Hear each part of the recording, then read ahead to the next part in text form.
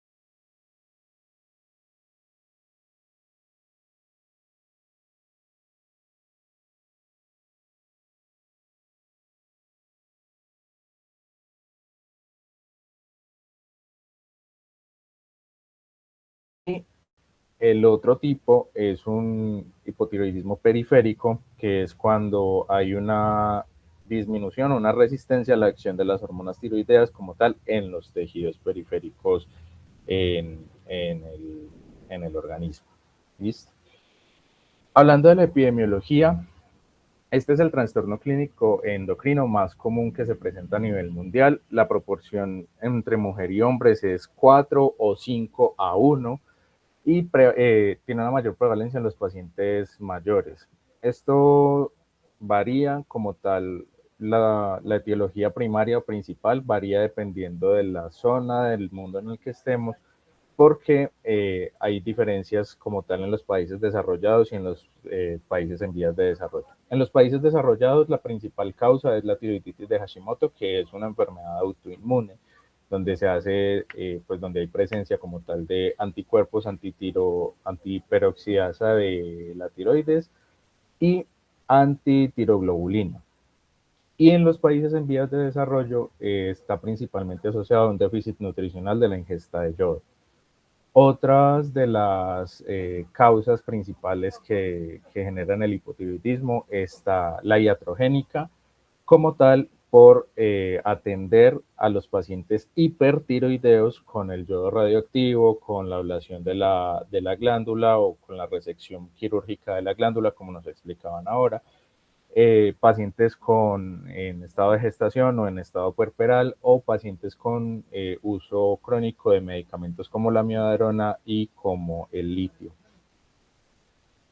Es también como de anotar de que cuando la característica o la presencia del hipotiroidismo es autoinmune, como la enfermedad de Hashimoto, va a haber asociación de otras enfermedades autoinmunes. Ellas no suelen venir como por separado, entre comillas. Entonces, esos pacientes también pueden presentar diabetes tipo 1, celiaquía o incluso otras enfermedades genéticas como el síndrome de Down o el síndrome de Turner. En la fisiopatología tenemos entonces como tal las causas primarias. la tiroiditis de Hashimoto, que ya explicaba, que es la aparición de los autoanticuerpos. Eh, hay una disminución de la ingesta de yodo o pues la ablación como tal de la glándula por yodo radioactivo, que lo que va a hacer básicamente es el daño principal a la glándula tiroides. Las secundarias y las terciarias comparten entre ellas que pueden presentarse por tumores hipofisiarios o tumores en el hipotálamo, o en especial los pacientes que tuvieron traumatismos craneoencefálicos por accidentes. Lo que pasa ahí es directamente un daño de la hipófisis o del hipotálamo. Sea cual sea la causa principal en la fisiopatología, lo que encontramos va a ser la disminución a grandes rasgos de la producción de las hormonas tiroideas. Y algo que se me había olvidado como comentarles es que tanto el hipotiroidismo central como el periférico son menos del 1% representan menos del 1% de la población que tiene hipotiroidismo. Entonces, lo más asociado, lo más frecuente, lo más común es encontrar pacientes con hipotiroidismo primario. Y por eso la fisiopatología que vamos a explicar es asociado como a esta. Entonces, hay una disminución de la producción de hormonas tiroideas, bien sea por deficiencia el mineral principal que es el yodo, o porque hayan autoanticuerpos contra la tiroxina peroxidasa o contra la tiroglobulina que dañan directamente el parénquima tiroideo. Eso va a provocar que haya una infiltración linfocitaria y a su vez aumenta compensatoriamente un estímulo a la hipófisis para que se produzca más TSH. Eso lo que va a hacer es que va a terminar con las reservas que hay en la tiroides y va a llevar a una disminución de la T4 porque la tiroides no tiene cómo producirla ya que hay un ataque o un daño directamente a las células que la producen. En general esto termina en una baja producción biológica y en los manifestaciones en todo el cuerpo que está asociado con una disminución del metabolismo. Entonces tenemos un bajo consumo energético, una baja termogénesis, un recambio celular disminuido, disminución en la acción de los receptores beta, una disminución en el peristaltismo gastrointestinal, una disminución de la conducción neuronal y unas fallas como tal en la reproducción. Entonces, el hipotiroidismo es un síndrome que ataca básicamente a todo el cuerpo. Por lo tanto, no hay unas manifestaciones clínicas cardinales o unas manifestaciones clínicas como muy asociadas o muy específicas al hipotiroidismo, porque pues básicamente él puede atacar en cualquier parte. Lo que ponemos aquí como clínica cardinal nosotros son los síntomas que más frecuentemente aparecen en los pacientes que tienen hipotiroidismo y están organizados en esta diapositiva en su orden de frecuencia de aparición. Entonces, la mayoría de los pacientes va a tener fatiga, va a tener debilidad, hay una piel seca, hay intolerancia al frío en comparación con el hipertiroidismo que nos hablaban de una intolerancia al calor. Va a haber un aumento discreto del peso o dificultades como tal para adelgazar, para perderlo. Hay un deterioro cognitivo por una pérdida que se presenta como pérdida de la memoria, dificultad de concentración. Esto se da por dos razones. Una es la disminución de la conducción neuronal y la otra que puede causar síntomas más graves que como tal letargo, somnolencia o confusión es como por una relativamente hay una disminución del sodio en sangre, entonces eso causa como todo ese deterioro más avanzado cognitivo. Va a haber una pérdida del cabello, que es principalmente en la zona frontal, hay alteraciones en la menstruación en las mujeres y aparecen parestesias por túnel carpiano, porque generalmente está más asociado a daños como tal en el nervio mediano. Aquí tenemos una paciente que ya les vamos a explicar pues como en el examen físico, que lo que más se encuentra son facies abotagadas o facies mixedematosas que consisten como en la cara inflamada, los párpados inflamados, hay una edema palpebral importante. Los pacientes se generan una mirada como apática, como embotada y pueden presentarse pálidos. Entonces, en esta imagen tenemos una paciente que fue atendida pues yodo radioactivo para ablación de la glándula tiroides, seguramente por un hipertiroidismo, y genera pues como todas estas manifestaciones por una falla en el control pues como en el control de la progresión de la enfermedad. Cabe aclarar también que para los pacientes mayores suele presentarse esta enfermedad como síntomas depresivos, como un estado de depresión o como un estado de demencia. Aquí podemos ver esta paciente con la facies mixedematosa, entonces nuevamente la piel es gruesa, es inflamada, la expresión es apática, hay edema periorbitario, predominantemente es matutino, se pueden ver pálidos por una anemia asociada, como una anemia secundaria, pues también a la sintomatología. Y el examen físico va a ser muy inespecífico, como les comentaba, por la acción de las hormonas tiroideas en básicamente varias partes del cuerpo. Entonces, lo principal aquí lo vamos a poner como los neurológicos, ya dado que puede presentarse pues la bradipsiquia, que es pensamiento lento, habla lenta, somnolencia, letargo en los estados más avanzados. Y algo que es muy particular es que hay un retardo en la relajación en los reflejos osteotendinosos. Y este es principalmente notorio en el reflejo aquiliano, que es como pues para tener en cuenta en el momento de realizar la valoración. Continúa, Santiago, Pop.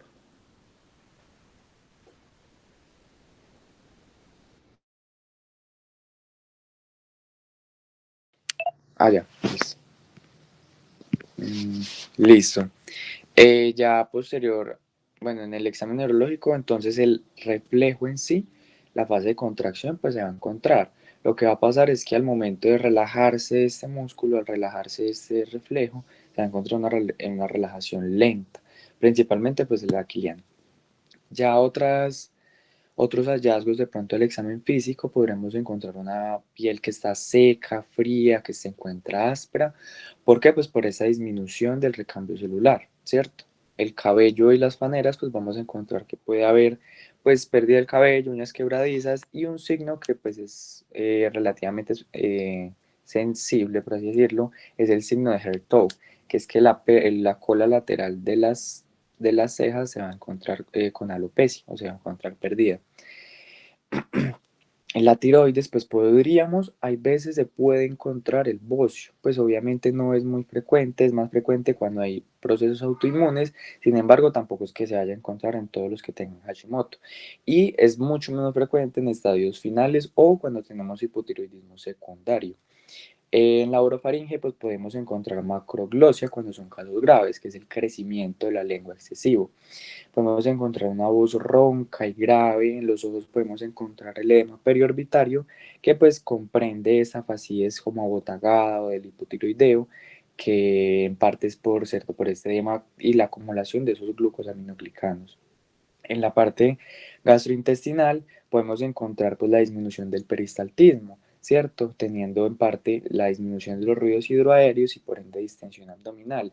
En casos graves avanzados podríamos encontrar ascitis, ¿cierto? Esos casos graves avanzados pues hoy en día ya no los encontramos mucho pues por el tratamiento y diagnóstico oportuno. Ya pues al examen físico cardiovascular vamos a encontrar posible bradicardia, pues ¿por qué? Por menor expresión de receptores beta-adrenérgicos en el músculo cardíaco. Podemos tener hipertensión diastólica específicamente, podemos tener hipertensión diastólica por esta alteración en la regulación vasomotora de los vasos periféricos, ¿cierto? Esto me va a generar una presión de pulso estrecha, que es que la sistólica y la diastólica se van a encontrar muy acercadas. Puede haber hipotensión arterial cuando estamos hablando de hipotiroidismo secundario o cuando estamos hablando en casos severos, como lo vamos a decir más adelante, en el coma mixedematoso. Podemos encontrar pulsos periféricos débiles, pues ¿por qué? Por la disminución del gasto cardíaco, la bradicardia y pues la bradicardia principalmente. Extremidades frías también podríamos encontrar y derrames pericárdicos en casos graves, generando la clínica que es muy asociada y pues que todos conocemos del derrame pericárdico. Ya posteriormente, en un diagnóstico o un tratamiento muy tardío, podríamos encontrar la consecuencia grave, que va a ser el coma mixedematoso. Esto se me va a encontrar principalmente el paciente con hipotermia, bradicardia pues muy intensa, alteración del estado mental, en parte contribuido por la hiponatremia. ¿Por qué? Porque también va a haber afección de la parte renal del control de la reabsorción de agua, vamos a encontrarlo hipotenso e hipoventilado, ¿cierto? Vamos a encontrar, o pues no siempre es súper específico encontrar el edema, pero es un edema mixedema hematoso, son estos signos, ¿cierto? Pero también tienen unos desencadenantes, que esos desencadenantes pueden ser tanto el frío excesivo, infecciones, fármacos sedantes en procedimientos anestésicos o incluso eventos cerebrovasculares como infartos, ACVs. Aquí tenemos como un muñequito que resume como varios signos y síntomas que puede encontrar el paciente y específicamente ya en el hipotiroidismo secundario una disociación clínica que es respecto a la hipófisis. Entonces podemos encontrar amenorrea o oligomenorrea, que es esta amplificación de la frecuencia de los periodos menstruales. Podríamos encontrar galactorrea, disfunción sexual y vello púbico y axilar ausente. ¿Eso por qué? Pues porque se asocia a las otras funciones hipofisiarias si hay alteración de esta misma, de la misma hipófisis. Ya para el diagnóstico, pues principalmente en la clínica, obviamente, los síntomas clínicos aislados pues son un poco inespecíficos, pero cuando los agrupamos pues nos pueden dar una orientación. Ya para el diagnóstico en sí es a través de bioquímica, ¿cierto? Entonces vamos a tener que, si vamos a medir la TSH como decía el profe. Estos dos primeros casos pueden ser hipertiroideos e hipotiroideos y eutiroideos. Ya cuando la TSH está aumentada, pues vamos a medir la T4. Vamos a medir la T4. Si se encuentra debajo del rango normal, pues estamos hablando ya de hipotiroidismo primario.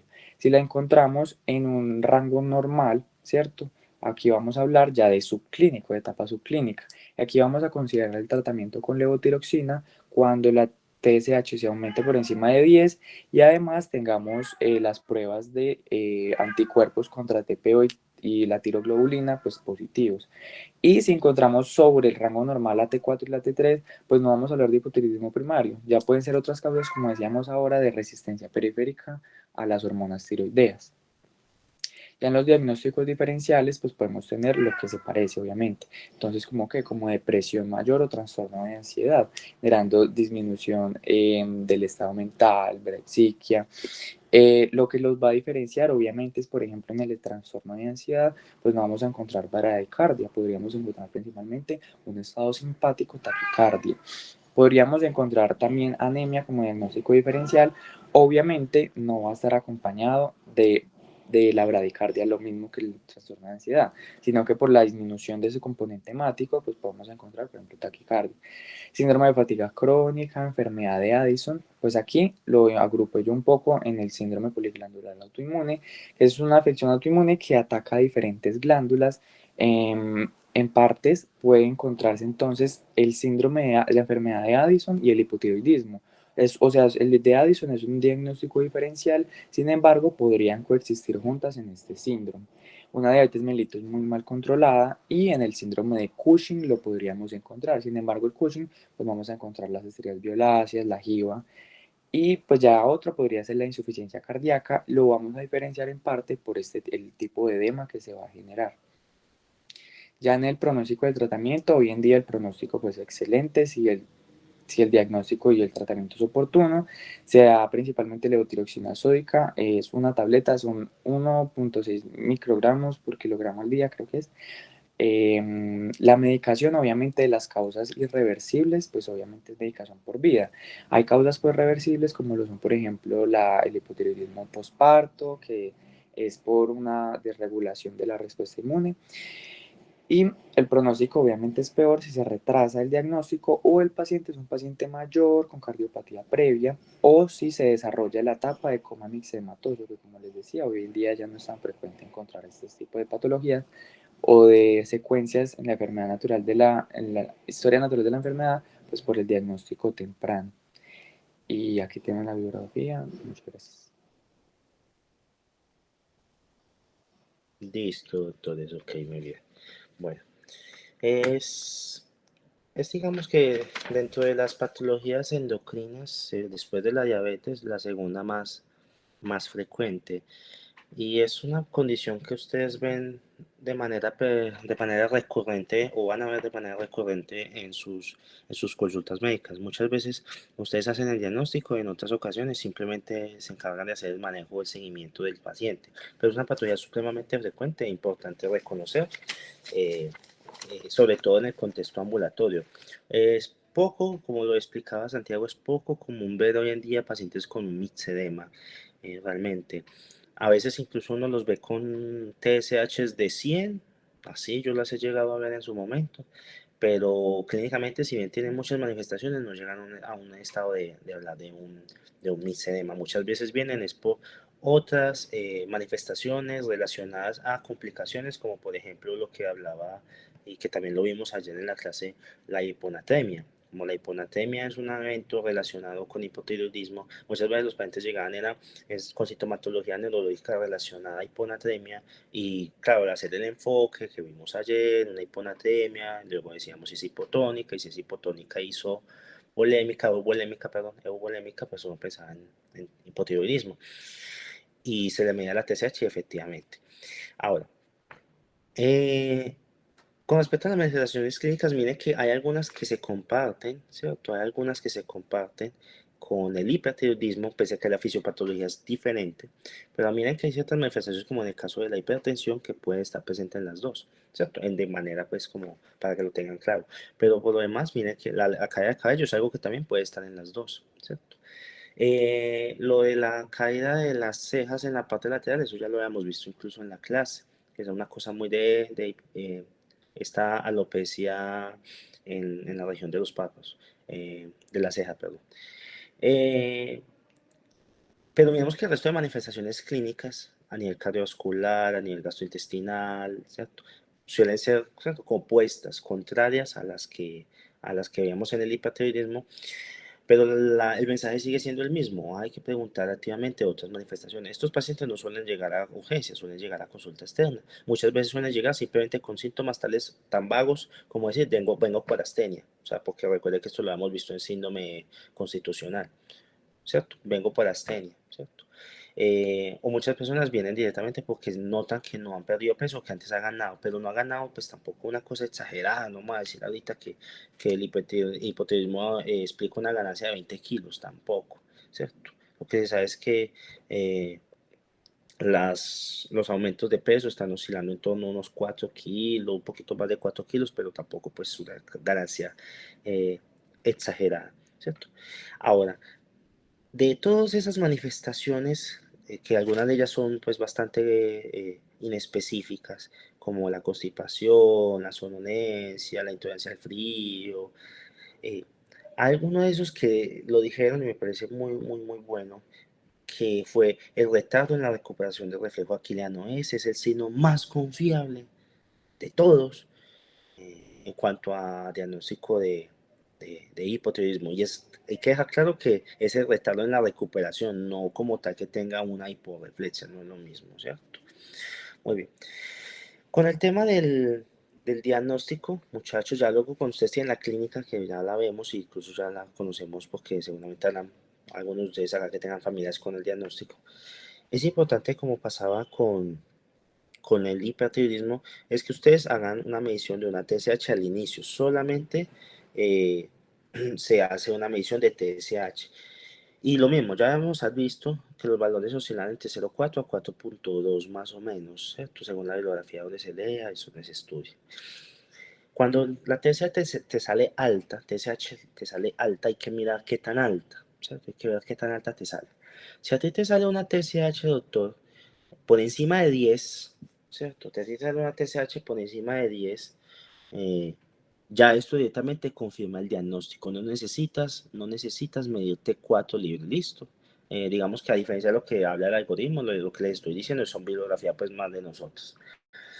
Listo, entonces TSH más de 10, nada, no necesita confirmar nada, simplemente ya sabes que tiene en presencia de síntomas, tiene un hipotiroidismo clínico. Listo, y arrancamos tratamiento con la suplementación, pues con levotiroxina.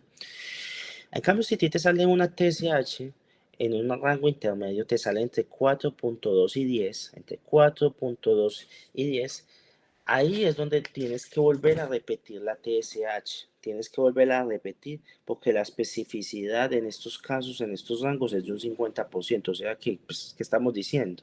Estamos diciendo que hay 50% de probabilidad de que sí sea hipotiroidismo y 50% de que no. Entonces, cuando tienes un rango ahí intermedio entre 4.2 sillas, repite nuevamente la TSH y además, doctor, mándale de una vez, ya que lo vas a hacer sangrar nuevamente, mándale de una vez una T4 libre, ¿cierto? Repite la TSH para confirmar si de verdad está elevada y le pides por favor complementario una T4 libre. Recuerden que buscamos la fracción libre.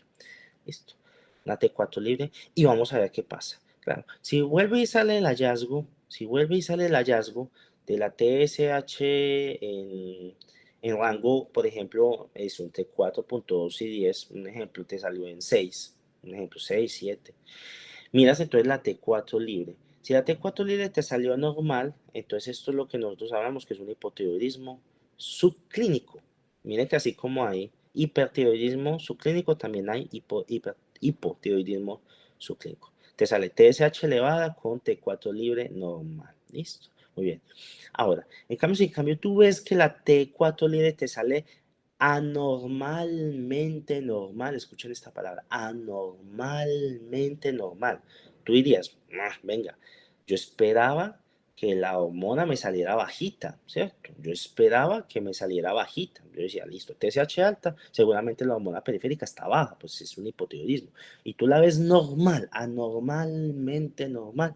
Ahí es cuando tú ya sospechas que te estás enfrentando a un hipotiroidismo de causa central, que es realmente, estamos de acuerdo cuando Luis lo explicó, que aquí no nos ceñimos a definirlo si es en la hipófisis o en el hipotálamo, simplemente decimos un hipotiroidismo central, haciendo referencia a que puede estar en cualquier parte del sistema nervioso. Listo. Cuando te sale TSH elevada con una T4 libre normal o puede incluso llegar hasta la alta. Bueno, pero importante esto, es la única vez en la que uno puede pedir una T4 y encontrarla normal en presencia de TSH elevada. Listo. Ahora, una cosita ya para terminar y que pasemos a la siguiente exposición. Esto es, digamos, para la vida más que todo. ¿Cuándo ustedes consideran que hay que tratar un hipotiroidismo subclínico? Un hipotiroidismo subclínico. Entonces, el doctor Santiago nos explicó en el paciente que tenía presencia de anticuerpos, ¿cierto? Anti-TPO positivo, antiperoxidasa tiroidea positivo, ¿sí? Y eso es correcto. Cuando uno tiene una persona con un hipotiroidismo subclínico, tenemos que ver la posibilidad de que haya progresión de la enfermedad. Y para poder observar esta progresión, o posibilidad, mejor dicho, de progresión, mido los anticuerpos, ¿cierto?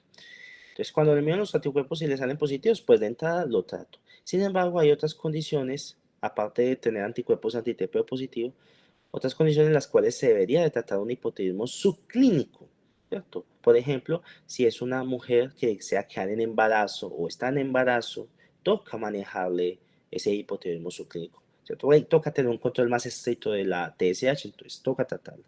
También, ¿qué pacientes se benefician del tratamiento en estos escenarios? Los pacientes con enfermedades cardiovasculares, ¿cierto? Pacientes adultos mayores, por encima de los 65 años, con enfermedades cardiovasculares, aunque sea un hipotiroidismo subclínico, se recomienda tratar, ¿cierto? Debido a que en ellos es más susceptible la presencia de sintomatología, asiste subclínico y la progresión pues, de la enfermedad, muchachos. ¿Listo? Bueno, vamos a continuar las presentaciones.